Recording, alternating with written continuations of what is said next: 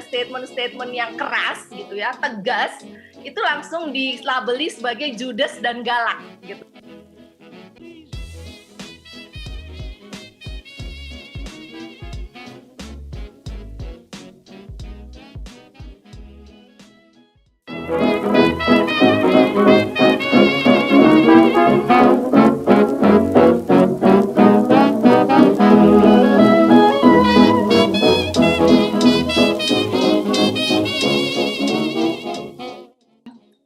Mungkin yang dilihat contoh dari negara lain ya. Jadi mungkin dia lihat bahwa perempuan sudah mendapatkan banyak hal, sudah banyak kemajuan begitu. Tapi sebenarnya itu menafikan situasi atau kondisi di negaranya sendiri, yaitu Indonesia.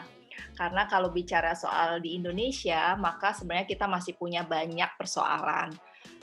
Angka gender index di Indonesia juga sebenarnya kan masih sangat rendah ya dibandingkan gender index di negara lain. Indonesia masuk ke bawah deh, ada di ranking yang lumayan di bawah begitu, mungkin 90 atau 100, ranking 100 di antara 100 sekian negara begitu. Jadi menurut saya ini masih banyak persoalan. Baik ketika bicara soal persoalannya apa sih? Kita lihat masih ada banyak soal perkawinan anak, ya, masih ada isu banyak perkawinan anak. Terus bicara soal gap pendidikan antara laki-laki dan perempuan. Lalu bicara soal angka kekerasan terhadap perempuan juga masih tinggi. Lalu bicara soal akses ekonomi, itu juga kita masih punya banyak persoalan. Jadi ya kalau dibilang bahwa Indonesia sudah lagi tidak ada persoalan dengan isu ketimpangan gender, itu sama sekali tidak betul begitu. Karena kalau bicara pakai data, sebenarnya banyak sekali data di luar sana gitu ya, yang bisa membuktikan sebaliknya.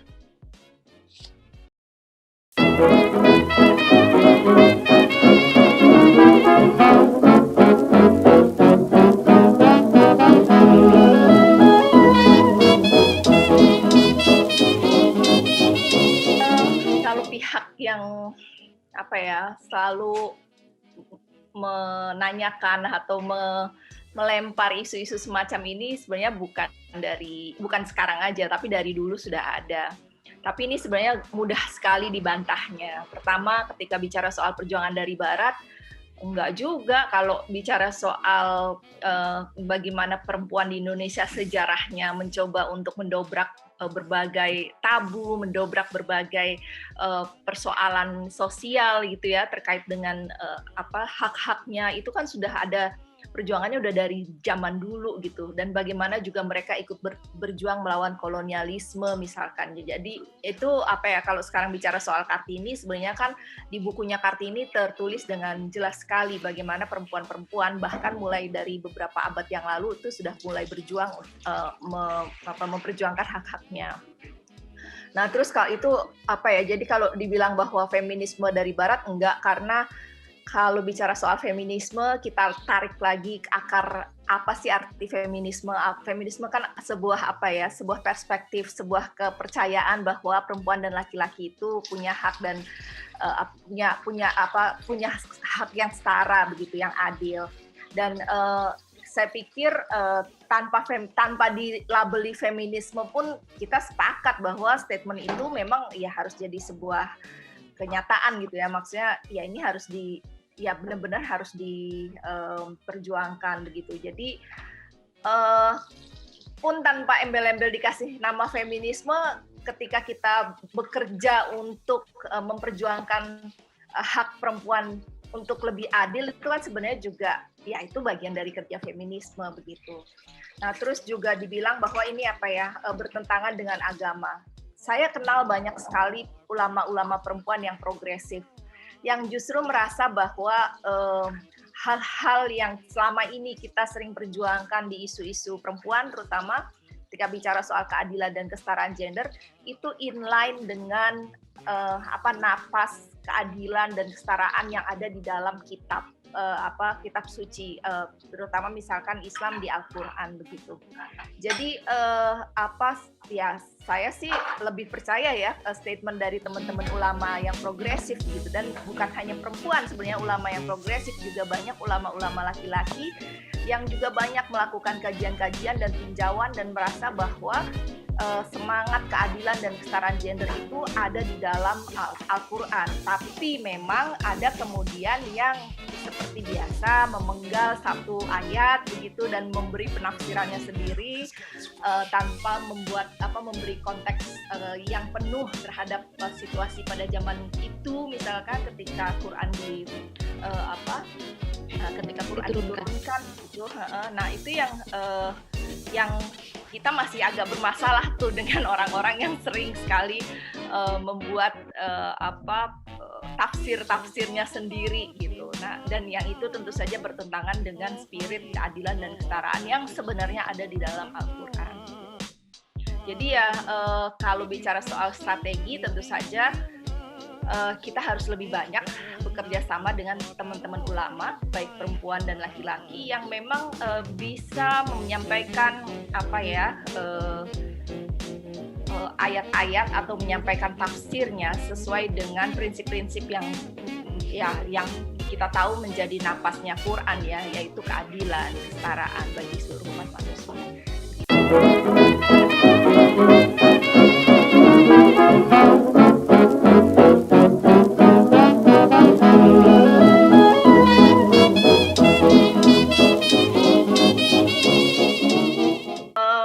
Lagi-lagi ya, kalau sosial media atau ya medsos itu kan media sosial itu pedang bermata dua ya.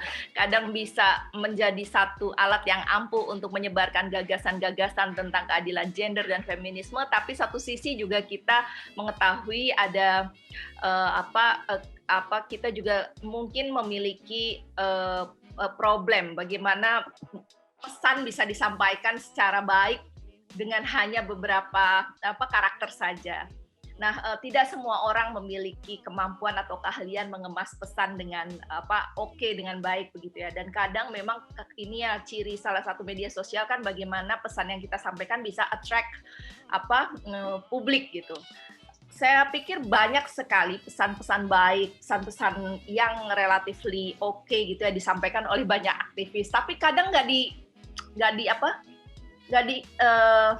diacuhkan, nggak terlalu diingat atau memorable enough to be circulated gitu ya. Nah, tapi giliran ada statement-statement yang keras gitu ya, tegas, itu langsung dilabeli sebagai judes dan galak gitu. Nah, ini juga bagian dari stereotype terhadap gender stereotype sebenarnya, bahwa kalau perempuan atau isu-isu perempuan itu harus disampaikan dengan nada lemah lembut gitu, dengan nada yang santun. Tapi hal-hal itu tidak mungkin misalkan disampaikan kepada ketika kita menyampaikan sesuatu yang isunya misalkan di luar isu perempuan atau penyampainya bukan perempuan begitu. Jadi ketika bicara feminisme itu ya orang lekatnya juga dengan stereotip bahwa ini harus lemah lembut dong, harus appealing gitu ya. Nah, giliran kita sedikit tegas dan keras gitu ya ketika perempuan, itu kan dibilangnya judes sama galak gitu. Tapi kalau laki-laki deh menyampaikan pesannya, itu ya dia kuat, dia garang gitu, bagus, jadi positif. Sementara kalau perempuan menyampaikan jadi negatif. Nah, saya pikir ini sesuatu yang memang harus menjadi perhatian, bagaimana menyampaikan pesan dengan gaya yang asik gitu ya, tapi juga saya juga mau mengkritisi orang-orang yang selalu melihat bahwa perempuan feminis itu galak, judes gitu, padahal enggak, banyak yang lucu kayak saya gitu.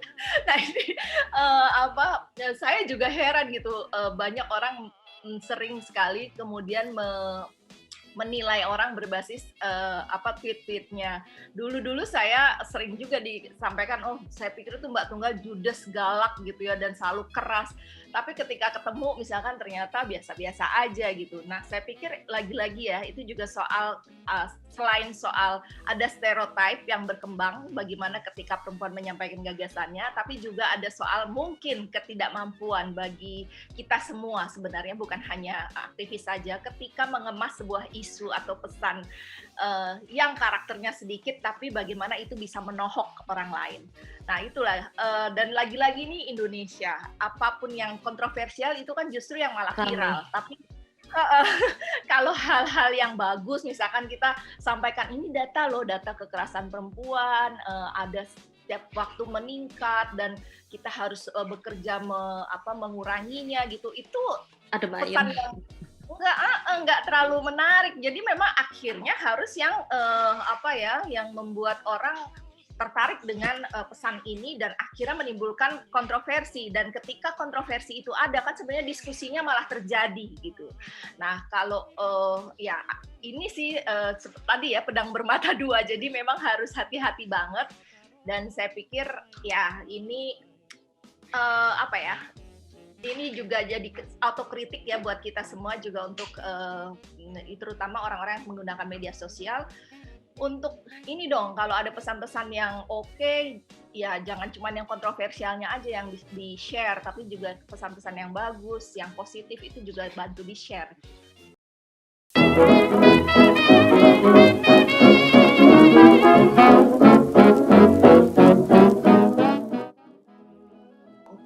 Banyak ya, oh ya gini, supaya nggak dituduh SJW juga sebenarnya.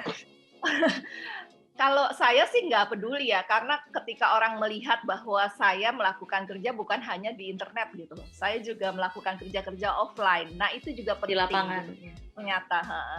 Jadi saya tadinya nggak merasa perlu untuk menunjukkan kerja-kerja saya di lapangan, tapi ketika akhirnya saya menunjukkan ini loh, aku ketemu juga sama rombongan ibu-ibu, ikut diskusi di basis, masuk ke RT-RT, atau ketemu sama klien gitu ya, atau sama korban gitu.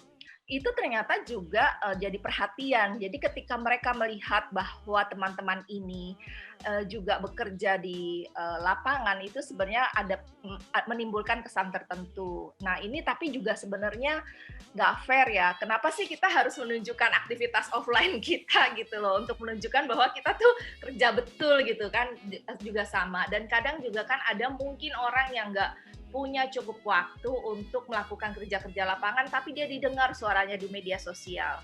Nah, kenapa enggak? Itu juga sebenarnya kan juga bagus juga gitu buat kita yang mungkin tidak terlalu aktif di media sosial, tapi bisa ada yang membantu mengamplifikasinya. Nah, sebenarnya pembagian tugas aja. Nah, kalau saya sendiri misalkan, kalau sebutin aja semua persoalan saya atau semua hal-hal yang pernah menimpa orang yang aktif di media sosial, kayaknya saya pernah alami. Dirisak pernah saya alami, diharas secara seksual juga saya alami. Tapi yang saya hindari tentu saja saya nggak mau berurusan, artinya gini, saya tetap merasa ada koridor yang saya harus jaga, yaitu saya tahu bahwa ketika perempuan aktif di media sosial, bukan hanya perempuan, kita semua, ini kan juga sama artinya dengan berhubungan dengan orang banyak gitu. Cuman kan ini virtual, cuma tetap aja engagement kita kan sesama manusia gitu. Yeah. Jadi tentu ketika sesama manusia ya nggak boleh menghina gitu ya, nggak boleh mengeluarkan kata-kata buruk, itu tetap harus dijaga. Terus juga kalau kita menuduh seseorang atau melakukan tuduhan itu ya harus hati-hati, karena kita bisa dikriminalisasi soal itu, dan kita tahu undang-undang ITE kita sangat lentur gitu. Jadi semua karet gitu ya. Jadi sekarang ini semua orang serba mau mengkriminalisasi orang cuma gara-gara sakit hati gitu. Nah ini kan juga bahaya. Nah saya juga menghindar dari hal-hal itu. Tentu saja saya berhati-hati. Jadi memang akhirnya menyensor diri sendiri ya. Dan kalau teman-teman lihat 2 atau 1 tahun belakangan ini saya benar-benar mengurangi aktivitas media sosial saya, karena ya itu sebenarnya takut dengan berhati-hati kriminalisasi ini dan itu.